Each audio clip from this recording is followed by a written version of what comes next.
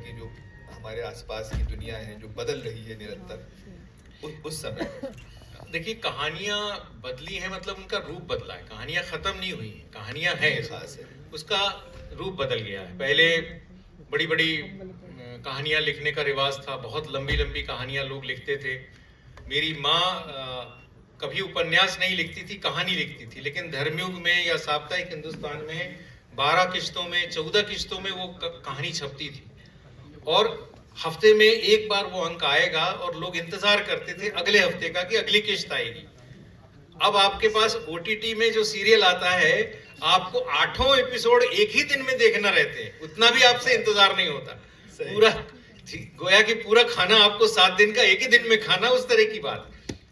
तरीका बदल गया है। आपको एक और बहुत मजेदार बात बताऊं कि पहले जब मैं कहानियां लिखता था तो थोड़ी सी लंबी लिखता था, फिर हुआ कि मैगजीन्स बंद होना शुरू हो गई कि आप आदमी कहानियां लिखे तो कहाँ लिखे, तो अखबारों में कहानियां लिखना शुरू हुआ। तो फिर कुछ दोस्तों ने कहा कि हाँ ठीक है साहब, कहानी जरूर लिखिए पर थोड़ी छोटी लिखिए। तो पहले साहब 1500 शब्दों की कहानी आई। फिर उसके बाद उस अखबार के मेरे भाई ने कहा कि साहब 1500 भी थोड़ा ज्यादा है, थोड़ी और छोटी कर दी। तो 1200 शब्दों की कहानी आ गई। साहब कहानी तो बहुत अच्छी, थोड़ी और छोटी कर दीजिए। हद तो तब हुई जब उसने कहा कि साहब आप 700 शब्दों के अंदर कहानी लिख दीजिए। मैंने कहा भाई मेरे 700 शब्दों में तो चुटकुला नहीं लिखा जाता, तुम कहानी लिखने की बात कर रहे हो। सही बात। लेकिन मजे की बात यह कि वो 700 शब्दों को भी कहानी कह रहा है पट्टा। जहां मेरी माँ जो है वो 12-14 किश्तों में छपने वाली बात को भी कहानी नहीं कहती थी, अब 700 शब्द, 600 शब्द, 500 शब्द, वो भी कहानी कही जा रही। तो तरीका, रूप बदल गया है, कहानी कहीं नहीं गई। कहानियां हमारे इर्द गिर्द ही है। सर नहीं, बड़ी अगर हम लोग बाहर होते हैं ना, साहित्यिक मन से बाहर, तो खाली पट्टा इस्तेमाल नहीं करते उन लोगों के लिए। लेकिन बहरहाल ये चीजें बदली हैं वाकई, और अब इतनी जल्दी है हम सब में कि बस किसी तरीके से। अब तो सर ये हालत है कि चुटकुला भी पढ़ रहे होते हैं तो इंतजार ये होता है किसी तरह से एंड तक पहुंच जाए, वो जल्दी खत्म हो जाए। तो बहरहाल कहानी ने रूप बदला है, शक्लें बदली हैं, लेकिन कहानी जिंदा रहेगी। वो लोग भी जिंदा रहेंगे जो लंबी तवील कहानियां पढ़ते हैं, दास्तान। जाहिर है ओटीटी सीरीज जो है वो कहीं ना कहीं आपके सब्र का इम्तिहान लेती है। तो सर मैं अब ये जो अभी आप लिखने की बात कर रहे थे, तो मेरे को एक ऐसा वाकया है जो कहानी तो नहीं है, इसे वाकया ही कहेंगे। और कैसे आपके पास एक आपकी बड़ी बड़ी एक दर्दनाक सी परिस्थिति में भी आपके साथ कोई ऐसा वाकया घटता है तो कैसा लगता है, इसको सिर्फ मैं आपके सामने लिख रहा हूं। इसका शीर्षक है आप क्या करते हैं। जी। मां को इलाज के लिए अस्पताल में एडमिट कराया। जितना बड़ा अस्पताल उतनी ही ज्यादा औपचारिकताएं। पता नहीं कितने तो फॉर्म भरे, कितनी जगह हस्ताक्षर किए। उन्हीं फॉर्म में से एक में कॉलम था ऑक्यूपेशन ऑफ द पेशेंट, यानी मरीज का पेशा। मैंने उसे भरते समय थोड़ी देर सोचा और फिर बड़े गर्व से लिखा राइटर, लिख, क्योंकि मां के लिए लिखना था। औपचारिकता पूरी करवाने वाली महिला ने पूरी जानकारी कंप्यूटर में भरी और रजिस्ट्रेशन नंबर के लिए इंतजार करने लगी। 2-3 बार परेशान होने के बाद बेहद सकुचाते हुए लाचारी से बोले, माफ कीजिए सर, कंप्यूटर राइटर ले नहीं रहा है, उसका कॉलम ही नहीं है, आप प्लीज कोई और पेशा बता दीजिए। मैं क्या कहता, बस इतना कह पाया कि राइटर की जगह हाउसवाइफ लिख दीजिए। उसने खुशी खुशी लिखा और कंप्यूटर ने झट से रजिस्ट्रेशन नंबर दे दिया। मां को जब कमरे में स्थिर कर दिया और उनका इलाज शुरू हुआ तो मन थोड़ा शांत हुआ। वैसे भी अस्पताल फिर चाहे वो कितना भी अच्छा हो, आपको थोड़ा तनाव में तो डाल ही देता है। मन शांत हुआ तो पुरानी गलियों में चला गया। एमए पास किया था प्रथम श्रेणी में, और इन दिनों कॉलेज में तदर्थ लेक्चरर की नियुक्ति बड़ी आसानी से मिल जाती थी। लेकिन कुछ दिनों से लिखने, पढ़ने और छपने का भूत सवार हो गया था। अपने खर्चे और शौक के लायक लिखकर रेडियो पर कमा लेते थे, नाटकों से कमा लेते थे। इलस्ट्रेटेड वीकली में खुशवंत सिंह जी का कॉलम और बल्ब में उनका कैरिकेचर बहुत लुभाता था। लगता था कि ऐसा ही लेखक बनना चाहिए कि लोग जिसका लिखा हुआ पढ़ने के लिए इंतजार करें। शरद जोशी को व्यंग लेखन में मैं अपना आदर्श मानता था और उनके जैसा लिखने का प्रयास भी करता था।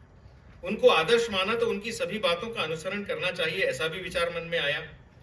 लेकिन उनकी पत्नी इरफाना आंटी हमारी माँ की अच्छी मित्र थी और डांटने डपटने का पूरा हक रखती थी। इसलिए उन्होंने डपट कर हिदायत दी कि लेखक बनो, लेकिन नौकरी धंधा भी साथ साथ करो, क्योंकि लेखक से आजीविका चलाना बहुत कठिन है। लेकिन अपन कहाँ मानने वाले थे, लेखक बनने का भूत सवार था। 1981 में एक और घटना हुई, सिलसिला फिल्म का आना। अमिताभ बच्चन के बहुत बड़े पंखे होने के कारण इस फिल्म का लगभग 10 बार तो पारायण कर ही लिया था।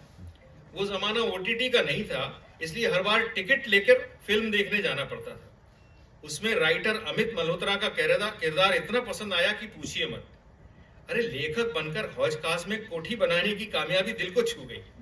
बहुत सारी चांदनियां सपनों में आने लगी और राइटर बनने का निश्चय और पक्का होता चला गया। इसलिए पिताजी को बड़ी शान से कह दिया, नौकरी नहीं करेंगे, लेखक बनेंगे।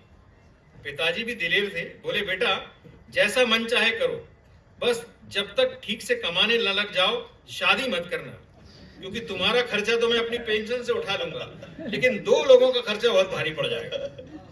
कुछ दिन बिना नौकरी किए लेखन के दम पर गुजारा करने का प्रयास भी किया। सच कहे तो मजा भी आ रहा था, लेकिन उन दिनों की सामाजिक मानसिकता सिर्फ लेखक बनकर जीने को स्वीकार नहीं कर रही थी।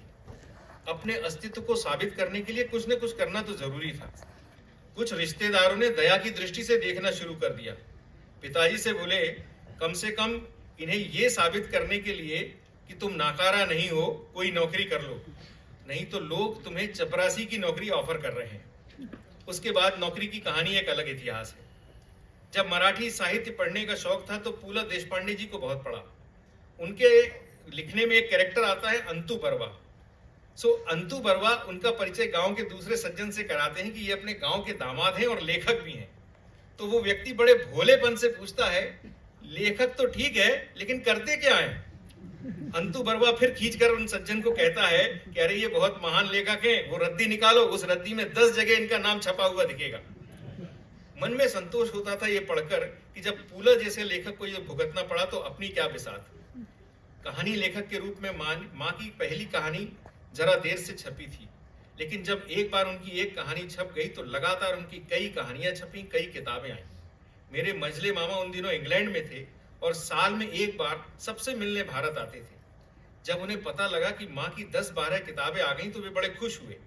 उस साल जब वे भारत आए तो उन्होंने हमारी स्थिति देखी, वो वैसी ही थी जैसी पिछले साल थी। उन्हें घोर निराशा हुई। वो माँ से बोले, दीदी मुझे तो लगा था कि आप लोग अब लखपति हो गए होंगे। ये बात 1985 की है, जब लाख रुपए बहुत ज्यादा होते थे। और मुझे तो लगा था कि जीजाजी भी अब नौकरी छोड़कर सिर्फ तुम्हारे अकाउंट संभाल रहे होंगे। माँ और पिताजी मुस्कुराए। माँ बोली, घर में मेरा और मेरे लेखन का भी सारा भार अभी तुम्हारे जीजाजी पर ही है। मैं तो अपनी रॉयल्टी से अपनी पसंद की या घर की जरूरत की एक आध चीज ले आती हूँ। ये भाई भारत है, इंग्लैंड नहीं है। आज माँ की 50 से अधिक पुस्तकें हैं। इंग्लैंड वाले मामा जी अब इस दुनिया में नहीं है, लेकिन अगर आज वो होते तो भी ये जानकर दुख होता कि भारत में अपनी पुस्तकों की रॉयल्टी पर जीवन गुजारा करने के लिए लेखक को आज भी बहुत सपने देखने पड़ते हैं।